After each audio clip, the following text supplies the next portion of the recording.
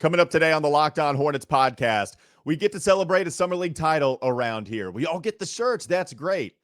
That'll cost you $50 a pop. That'll cost you an arm and a leg. Is Chris Jent gone immediately after winning a Summer League title? Then we get to talk about how I want to let the Moose loose quite a bit this year. Musa Diabate audio will play for you, more offseason grades. That's all still to come today on the Locked On Hornets podcast.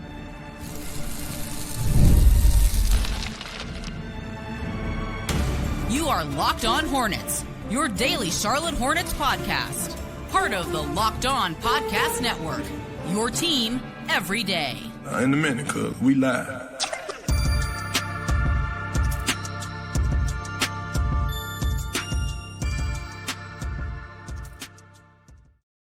It's Locked On Hornets, part of the Locked On Podcast Network. It's your team every day. Thanks for making us your first listen. We're free. We're available anywhere you get your pods, and that does include YouTube. This episode is brought to you by Monarch Money. Take control of your finances with Monarch Money. Use code LOCKEDONNBA at monarchmoney.com for 50% off your first year. As you can see, if you're watching us on YouTube, which you should subscribe, we're getting closer and closer to 10,000.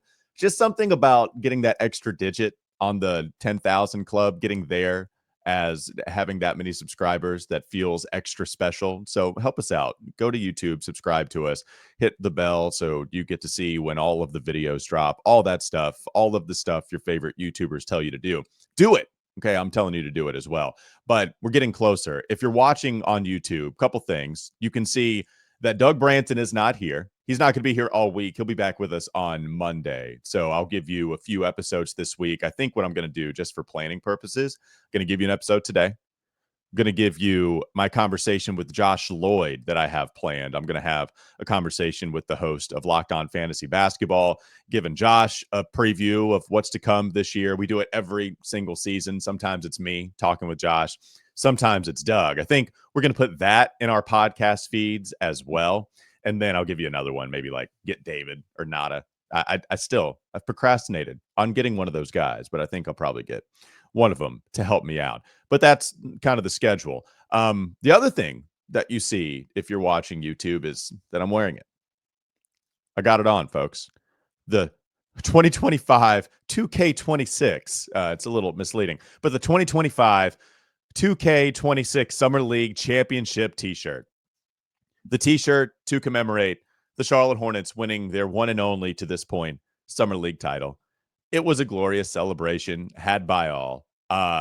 It's amazing to see everybody coming together in that moment, going to Founders Hall, to the Hornets pop-up shop, everybody standing in line to get their shirt. And what was interesting is that this actually drummed up enough interest to where there were stories on the happening in the Queen City. Like, wait, it's Summer League, guys. I not to downplay it, because clearly it means a ton to us, but is it the most meaningless championship that you can win in sports? I struggle to find another one that is more meaningless, except that it wasn't to us. Like it wasn't. And so we have Queen City Nerve, Ryan Pitkin, shout out to him, writing a story on Charlotte celebrating this Summer League title. He's gathering information. He's talking about the Crown Club hosting their Summer League championship party over at the local.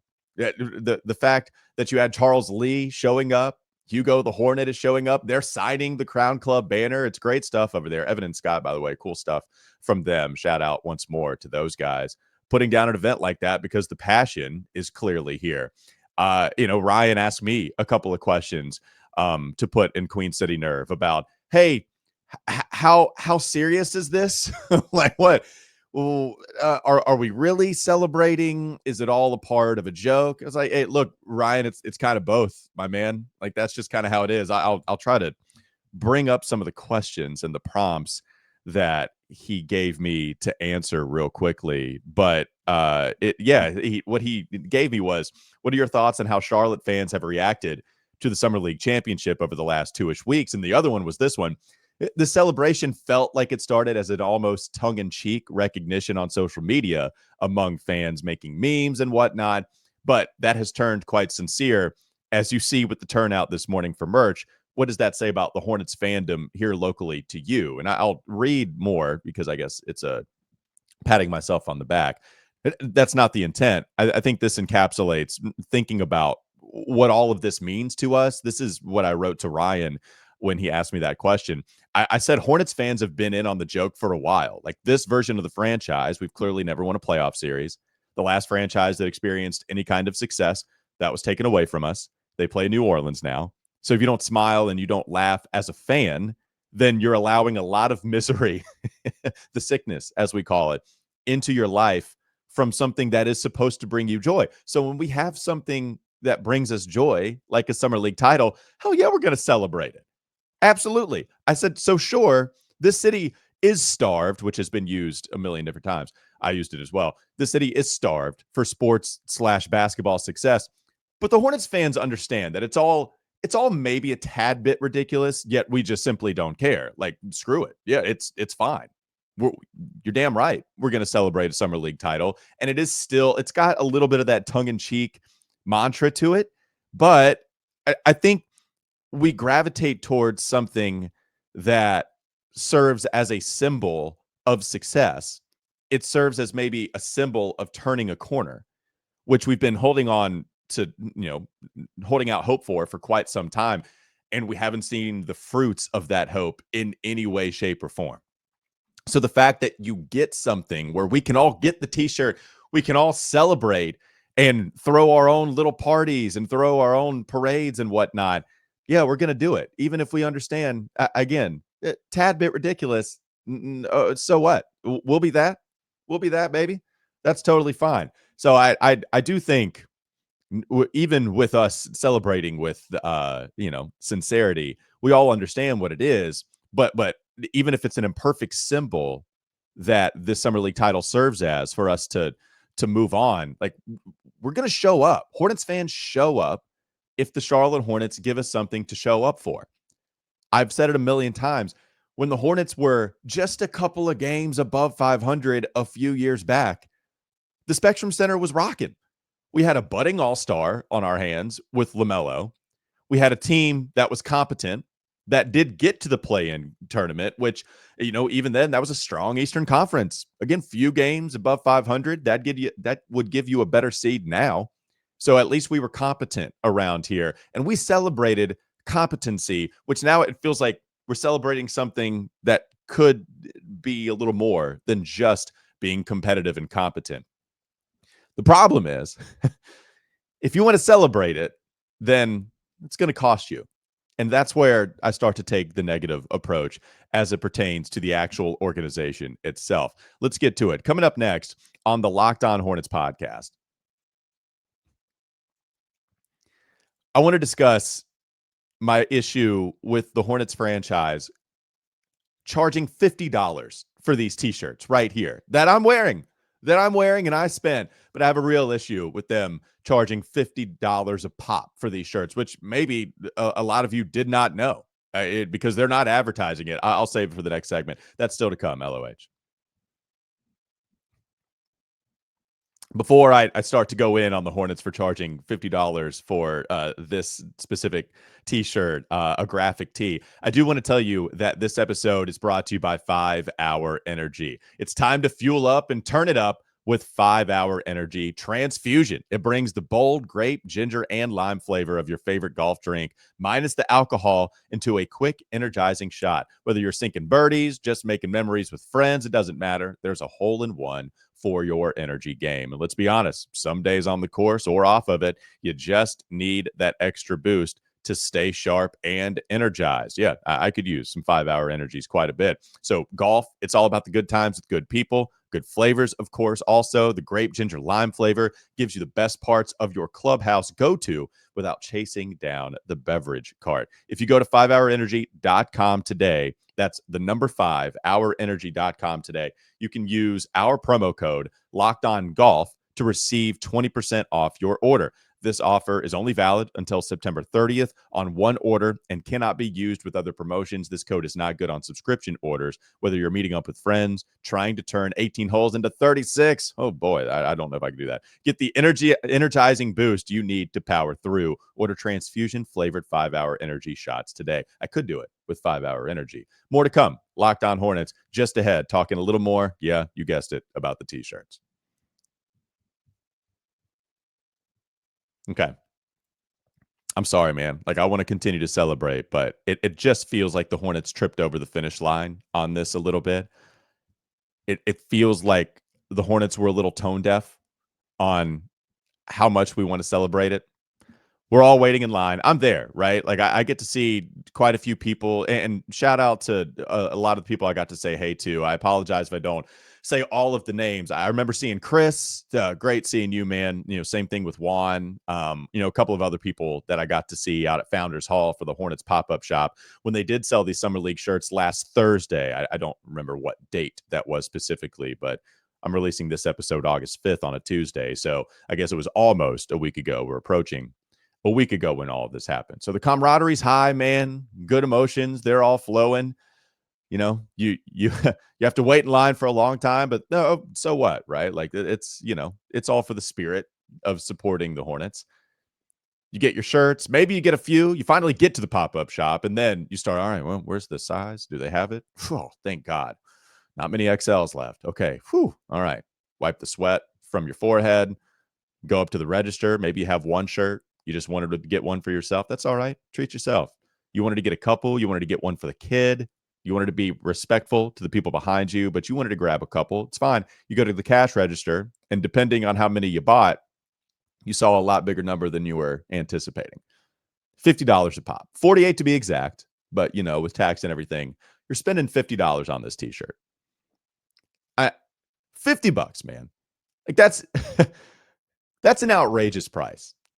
I got a million graphic shirts. I cannot tell you. I am one that firmly believes you cannot have enough t-shirt. You can't do it. I don't throw them out unless there are massive holes in it. Like even the ones with holes in it, I might just cut off the sleeves and just put it somewhere. Like I gotta find a damn storage unit for all the shirts I have. I have a bunch. Okay. So I have an issue. This shirt immediately goes up to the top of the list on the most expensive graphic tees that I own. I'm not talking about Dry Fit. I'm not talking about some of the places you go into knowing you're about to spend a lot of money. In terms of shirts that look like this, it immediately goes to the top of the list of most expensive shirts that I own. What bothers me the most is that as soon as you just have the tiniest little sliver of success, people want to celebrate. People are begging to celebrate.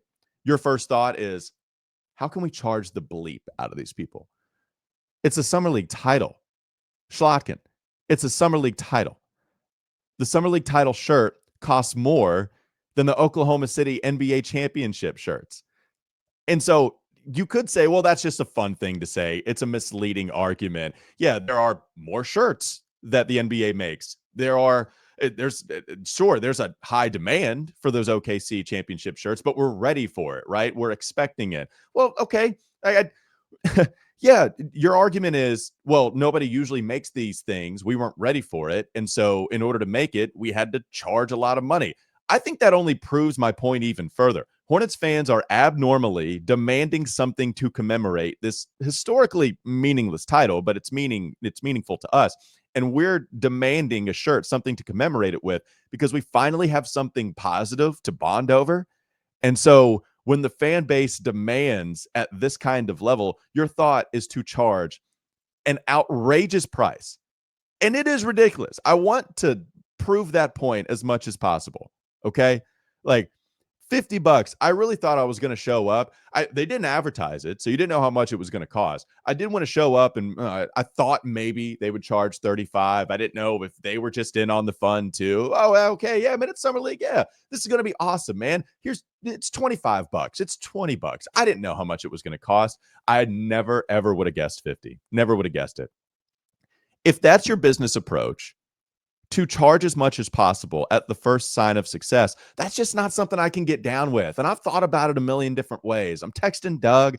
I'm texting Rod. I'm texting a couple people. Like, am I wrong on this? Am I so naive that in a country saturated with capitalism, am I really naive enough to just think for maybe one celebration, for one accomplishment, we couldn't forget that this is all just a business, that we couldn't just all be in on the fun for a team that won 19 games last year? They won 19 games.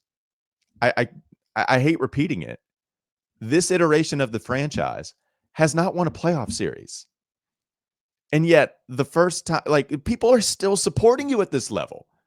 The diehards that show up, that get there at 10 o'clock as soon as the Hornets pop-up shop opens, those diehards, those sickos, they show up, and those are the people that you can't wait to take advantage of. I just can't get down with that business model. I can't do it. I'm sure it was a little expensive to build. I'm sure. The shirt says it was made in Central America. You had to expedite the process because people were demanding it. But come on, it's not like the material is cashmere, okay? This ain't cashmere. It's not even close. 500 shirts for $50 a pop. That's $25,000. That's $25,000. I don't know how much it costs to make, but you couldn't just eat a little bit of the profit. I can't imagine that when you were assessing your budget going into 2025 that you built in, well, people are going to want Summer League title shirts. So all of this is just gravy, right?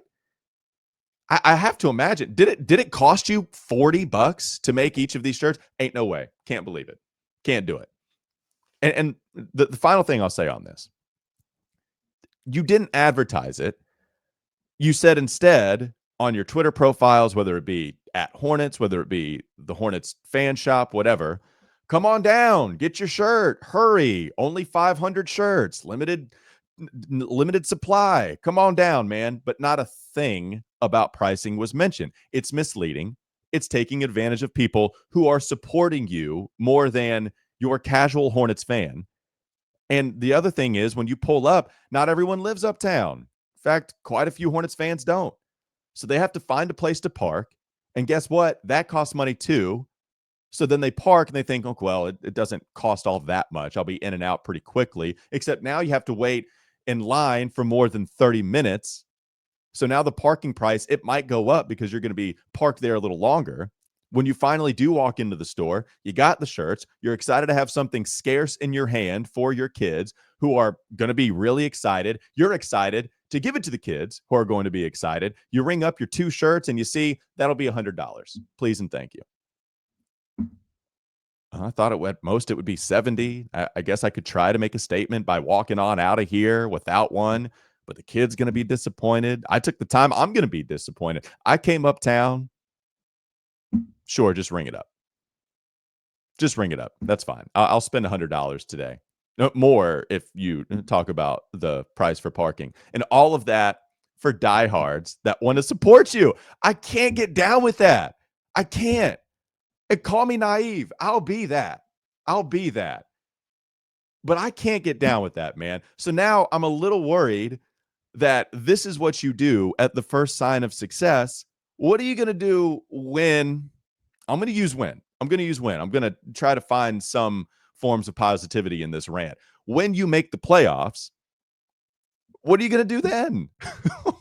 How much are those shirts going to cost? Like, I was joking about this with Rod. Save up now.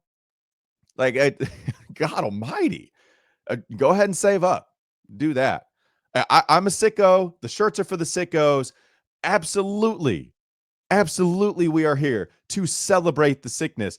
Even if I'm a sicko, I feel a little like a sucker wearing this shirt today. Here I am wearing this shirt. And instead of a sicko, I feel a little like a sucker. It's Locked On Hornets coming up next on the Locked On Hornets podcast. Let's steer this ship back to positivity land because I've got a lot of positive things to say about Musa Diabate. I'm all in. Like, the more I hear about Musa, the more that I look at some of the analytics on him, I'm all in on Musa being an impact player. Plus, we'll comb through some audio, some of the latest sound bites regarding the Hornets franchise. That's still to come, LOH. Before we get to a little more of my Musa love, I do want to tell you that this episode is brought to you by Monarch Money. Ever wish managing your money felt easier? With Monarch Money, it can be easier. I'm picturing Doug say, yes, I do wish it was. Anyways, it can be, Doug. Whether you're growing your savings or planning a big purchase, Monarch puts you in the driver's seat. It's like having your own personal CFO, giving you full visibility and control over your finances. Monarch Money is more than a budgeting app. It's a complete financial command center. You can track all your accounts, investments, and spending in one place. So in addition to managing your money, you're also building wealth with Monarch Money. Take control of your finances with Monarch Money. Use code LOCKEDONNBA at monarchmoney.com for 50% off your first year. That's monarchmoney.com, code LOCKEDONNBA for half off your first year. More Locked On Hornets ahead. All right, let's get to the good stuff here. We have off-season grades I want to get to. Oh, no. I'm trying to stay away from let me clear my throat. One, I don't have the bite to play. Two, I just would rather not cough up a little bit on the show because I know people are frustrated with it. I can promise you, you're not more frustrated with it than I am. Even still, I'm getting a lot better. But anyways, I need to move on. How about we don't talk about the phlegm, Walker? Don't talk about the phlegm.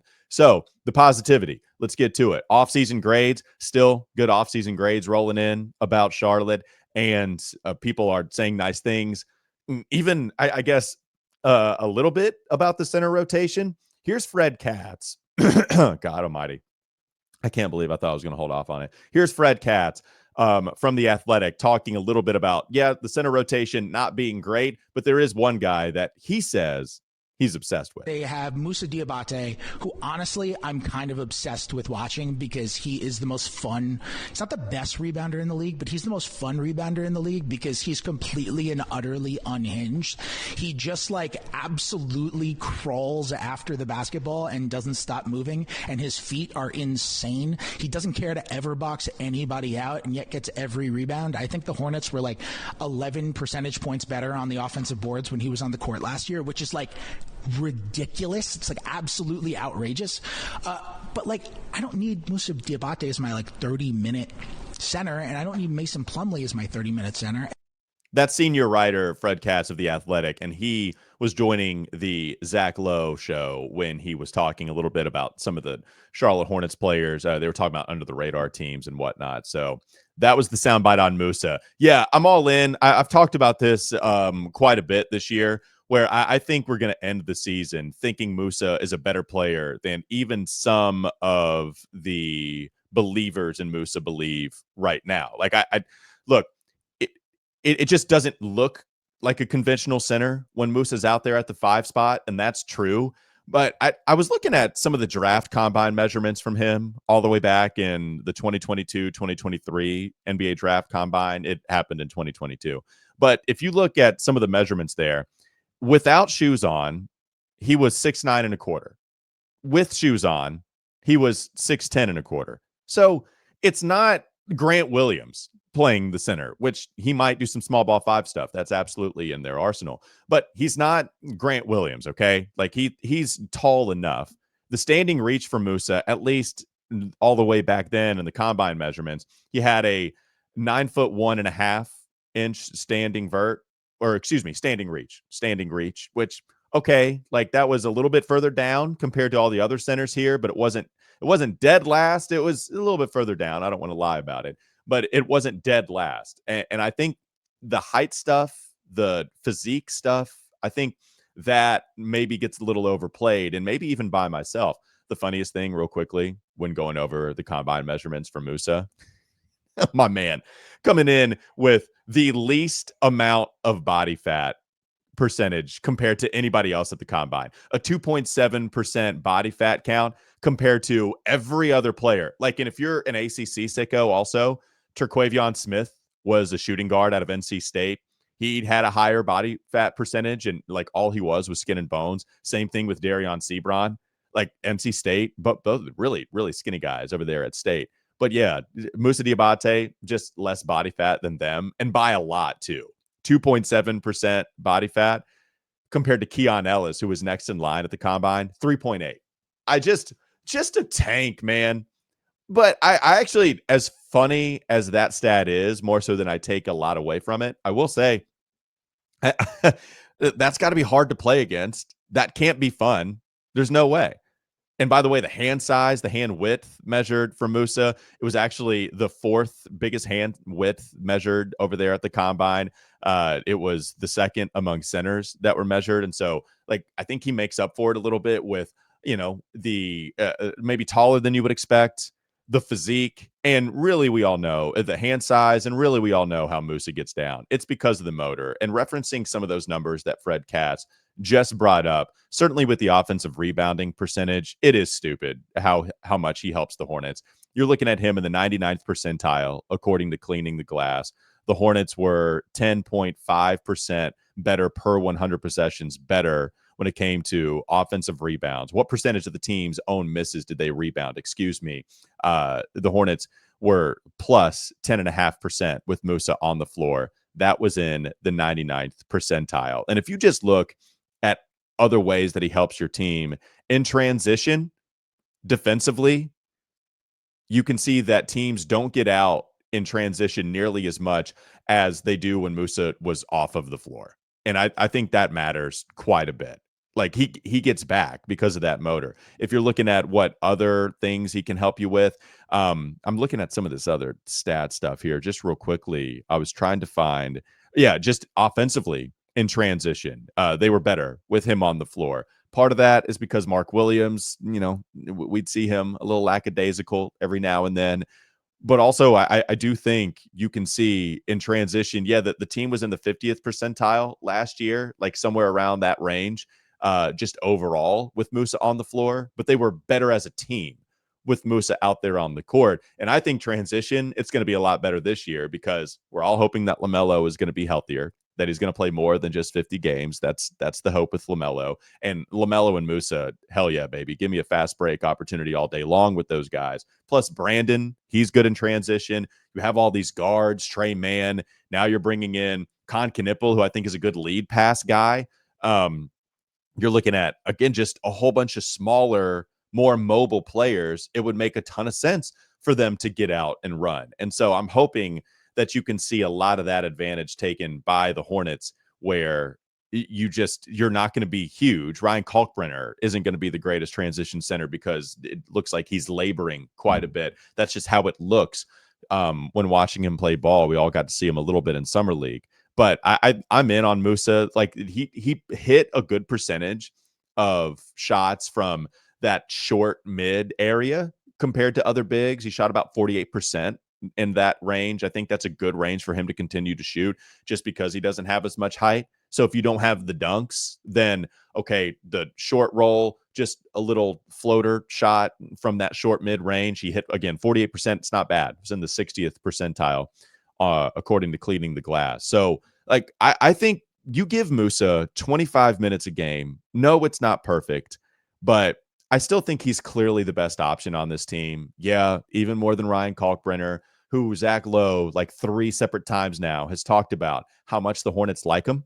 And I'm glad they do. They took him in the draft for a reason.